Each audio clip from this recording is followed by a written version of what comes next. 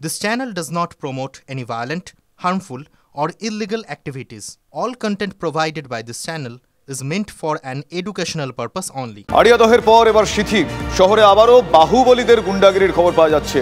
তোলা না দেওয়ায় মাঝরাতে প্রমোটারের অফিসে গিয়ে তাণ্ডব। প্রমোটারের থেকে ৫ লক্ষ টাকা তোলা চাওয়ার অভিযোগ উঠছে। অফিস ঘর থেকে টাকা লুট করে নেওয়া হয়, অভিযোগ এমনটাই। শীতিতে তাণ্ডবের পিছনেও জয়ন্ত গ্যাংয়ের হাত রয়েছে কি? এই গোটা বিষয়টা পুলিশ তদন্ত করে দেখছে। জয়ন্ত সিংয়ের নাম করে হুমকি দেয় হামলাকারীরা, এমনটাই প্রমোটার দাবি করছেন। অতীন ঘোষের পরিচিত বলেও হামলাকারীরা দাবি করেন। অভিযোগ প্রমোটারের কোনো যোগ নেই, পাল্টা দাবি করেছেন অতীন।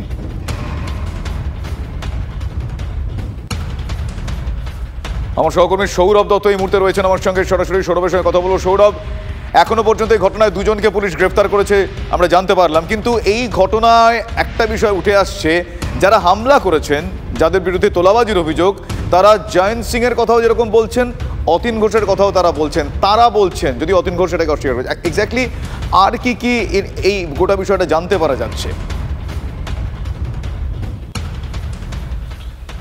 দেখো, এখনো পর্যন্ত যা জানতে পারা যাচ্ছে যে অভিজিৎ মণ্ডল, রানা মণ্ডল এই প্রথম নয়, এর আগেও গত কয়েকদিন ধরেই প্রমোটার অভিজিৎ সরকারের উপর চাপ তৈরি করছিলেন এবং সেক্ষেত্রে প্রতিবারই চাপের ক্ষেত্রে তিনি যে তার সামনে আনছিলেন অভিজিৎ মণ্ডলের উপর প্রভাব তৈরি করার ক্ষেত্রে বা চাপ তৈরি করার ক্ষেত্রে, সেই নামটা হচ্ছে অভিজিৎ মণ্ডলের মুখ থেকে যে নামটা উঠে আসছিল বারবার, অতীন ঘোষ। এবং সেই ঘটনাস্থল যেটা অভিজিৎ সরকারের কার্যালয়, আমরা সেখানে রয়েছি। তুমি দেখো, আমরা কথা বলেছিলাম অভিজিৎ সরকারের সঙ্গে প্রমোটার। এই যে সিসি ক্যামেরা এই অফিসে ঢোকার পথে, এই যে সিসি ক্যামেরা এখানে ভাঙচুর অবস্থায় পড়ে রয়েছে, এখানে সিসি ক্যামেরা দেখো, এখানে ভাঙচুর অবস্থায় পড়েছে, এটা একটা। এখানে ঠিক এই যে প্রবেশ পথ, অফিসের যে কার্যালয়ের যে প্রবেশ পথ রয়েছে, সেই প্রবেশ পথের মাথায় এখানে আরও একটা সিসি ক্যামেরা, সেটিও কিন্তু এখানে ভাঙা অবস্থায় রয়েছে, এটা 2। আর তৃতীয় যে সিসি ক্যামেরা, সেই তৃতীয় সিসি ক্যামেরাটা এখানে ঘরের ভেতর যখন আমরা প্রবেশ করব, তখন তুমি দেখতে পাবে যে ঘরের ভেতর এখানে যে সিসি ক্যামেরাটা, সেই সিসি ক্যামেরা এখানে ভাঙা অবস্থায় রয়েছে। এবং এখানে সিসি ক্যামেরাটা ভাঙা অবস্থায় শুধু নেই, এখানে সিসি ক্যামেরা নিচে ফেলে দেওয়া হয়েছে। কিন্তু যেটুকু ছবি ক্যাপচার হয়েছিল তাতেই কিন্তু পরিষ্কার সেই ঘটনার ভয়াবহতা কিন্তু স্পষ্ট। টেবিল, চেয়ার এখানে যাচ্ছিল, টুল যাচ্ছিল, সেই সমস্ত ওলট পালট অবস্থায় রয়েছে।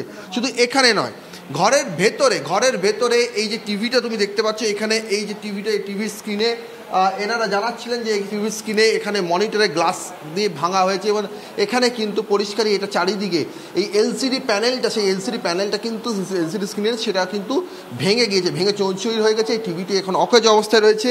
নিচে দেখো, চারিদিকে তোমার গ্লাসের যে টুকরো, কাঁচের টুকরো, সেই সমস্ত কাঁচের টুকরো এখানে কিন্তু পড়ে রয়েছে। শুধুমাত্র এখানে নয়, তারা বলছিলেন যে এই টেবিলে এসে পড়ে এই যে এই ড্রয়ারের মধ্যে 1,95,000 টাকা ছিল।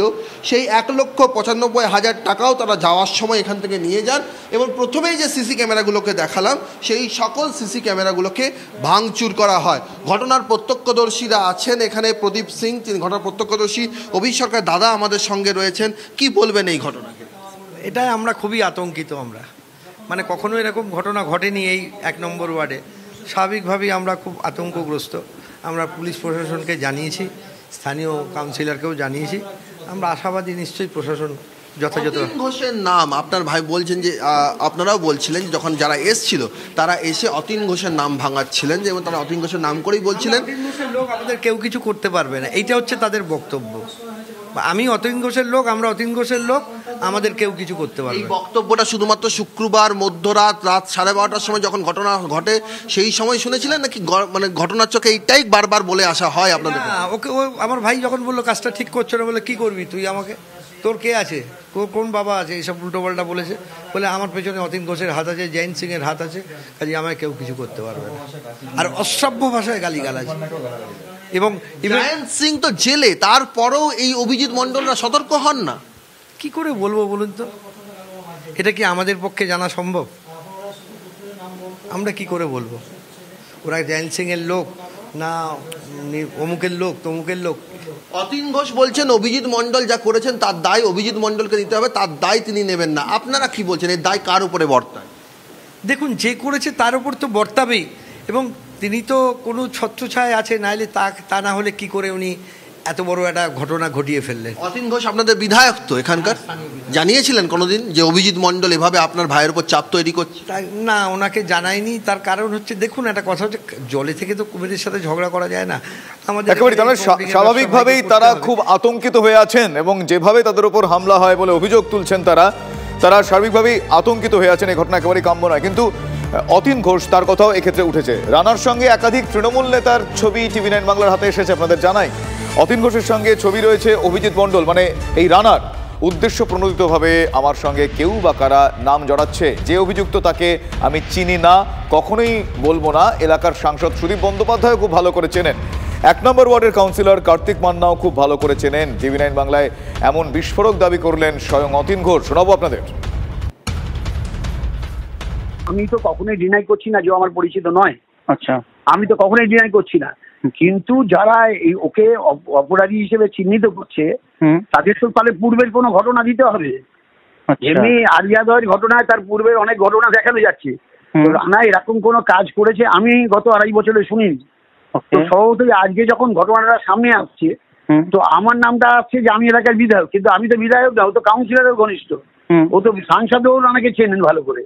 তো তাহলে আমার নামটা কেউ বলাচ্ছে ওকে, ওই যে পরিবার আক্রান্ত হয়েছে তাদেরকে কেউ দিয়ে বলাচ্ছে কোনো উদ্দেশ্য প্রণীত বা রাজনৈতিক ভাবে কোনো উদ্দেশ্য প্রণীত ভাবে আমার নামটা বলানো হচ্ছে। রানার মতো ছেলে এরকম ঘটনা ঘটাবে এটা আমার ধারণার বাইরে।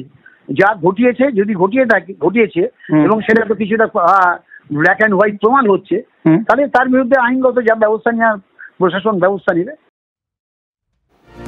শুনলাম অতীন ঘোষ কি বলেছেন। আমার সহকর্মী অরিত্র এই মুহূর্তে আমার সঙ্গে রয়েছেন। অরিত্রর কাছে আমি জানতে চাইবো, অরিত্র, এক্ষেত্রে এখনো পর্যন্ত 2 জনকে গ্রেফতার করা হয়েছে, তাদের সম্বন্ধে বেশ কিছু বিষয় জানতে পারা যাচ্ছে, মানে যেগুলো শোনা যাচ্ছে এখনো পর্যন্ত, কিন্তু ছবিতে যা দেখা যাচ্ছে বা এটাও জানা যাচ্ছে 10 থেকে 12 জন এসেছিল সেখানে। বাকিদের কোনো খোঁজ পেয়েছে কিনা পুলিশ, কিভাবে তদন্ত করছে? বিধায়ক, কাউন্সিলর এদের নাম এক্ষেত্রে চলে আসছে, যদিও তারা অস্বীকার করছেন। সার্বিকভাবে পুলিশের এখনো পর্যন্ত তদন্ত প্রক্রিয়া কিভাবে চলছে, কত দূরে এগোলো?